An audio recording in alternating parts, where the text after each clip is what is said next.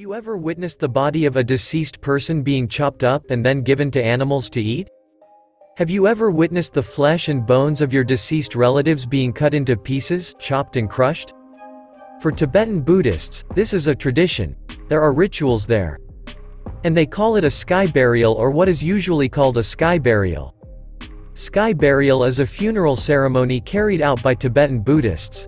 In this ceremony, a special ritual is performed on someone who has died as a means of achieving salvation. Basically, the sky burial model is believed to be based on two main reasons, namely economic reasons and spiritual reasons.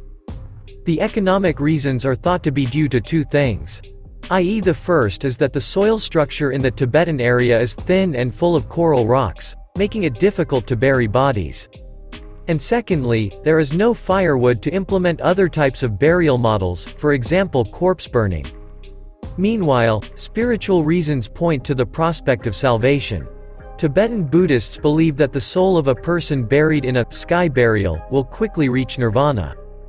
Tibetan Buddhists consider the sky burial ritual to be a good death ritual. Sky burial can mean carrying to a mountain or hill, at a height. Sky burial is rir skyel, which means, literally, to carry to the mountain. This type of Buddhist Tibetan funeral ritual is actually controlled by after cleaning. The body is dressed in certain clothes, the mouth and ears of the corpse are tied with a silk cloth, and the wearing of jewelry as reparation for the bad things done during life. This ritual is related to preparations for the final funeral ceremony, namely sky burial. The second stage carried out is rochag. At this stage, the body of the deceased is cleaned.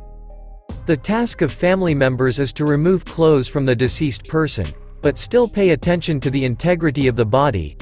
Keep away from various objects that injure the body during the binding the body, rochag, procession. After being cleaned, the body is dressed in certain clothes, the mouth and ears of the corpse are tied with silk cloth, and jewelry is worn as reparation for the bad things done during life. After all this is done, the family begins to consult with the Lama, the teacher of the sky burial rites, to discuss the final burial rituals. Before going to the final burial, the body is visited by a huofo to pray and chant mantras. The third stage is sky burial. On the way to the ritual site, the body to be used in the ritual must be carried by the eldest son or a designated family member. Apart from the person carrying the body, there are also old men who support the body carrying sticks and baskets. These two tools are used to ward off evil spirits while traveling. Other family members get ready at the location of the sky burial ritual while praying.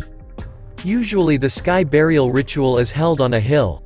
Tibet's rocky topography makes it difficult for people to bury bodies in the ground. The existing coral rocks were then used as altars. The sky burial site on the mountain top was close to the temple and had a large rock that served as the altar. After being placed on the altar, the body is sprinkled with zanba. The corpse that has been sprinkled with zanba is then smoked with the aim of attracting vultures as natural partners. Vulture birds are believed to be able to guide corpse spirits to safety. The journey will be much faster with the help of vultures. Before being given to the vultures, the body was cut into small pieces. This is done so that the birds can consume the body's flesh until it is finished. Apart from meat, the bones of the body are also crushed and given to vultures. In this process, the symptoms of well received, or being accepted by the spirit of the body, are known through the spirit of the vulture in consuming. The ways in which birds enjoy the body parts and bone fragments provided is a sign that someone's soul is well received or not. This initial implication gives an idea of the next process, namely whether a person who has died can achieve salvation or not. It is said, he said, that meat that is chopped up and ignored by crows is considered sinful.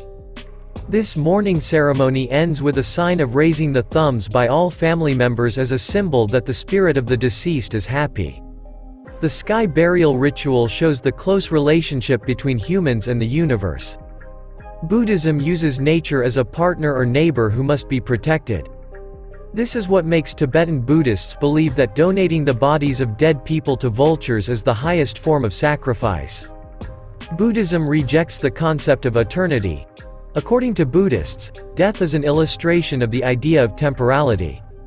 Apart from being close to nature, the influence of the Mahayana school also encourages Tibetans to carry out sky burial rituals. The longed for salvation is collectively sought to encourage Tibetan Buddhists to dare to carry out the sky burial ritual. The sky burial ritual is very unique and extreme. For followers of Tibetan Buddhism, the sky burial ritual is an excellent burial model because it does not cost much. Apart from that, the sky burial ritual helps someone achieve salvation, nirvana. However, the sky burial procession is very contrary to Buddhist teachings regarding non-violence. While the sky burial procession shows too many violent scenes. Dismembered bodies and crushed bones are rituals that display violence. Then the question is, isn't sky burial a form of violence that is displayed? Is something that goes against Buddhism, ahimsa? Then, do the spirits of people crushed in the sky burial ritual really achieve salvation? Doesn't the sky burial ritual show how humans are nothing? Why must vultures be used as intermediaries to salvation? Buddhists believe that Buddha or the Enlightened One rejected violence and self. Violence in any form must be avoided. In the sky burial ritual, violence is actually practiced. And cutting off body parts is a scene of cannibalism. At first glance, this ritual shows a practice that is contrary to Buddhist teachings. However, the sky burial ritual can actually be understood from another aspect, namely the theology of sacrifice. When the human body dies, it is useless.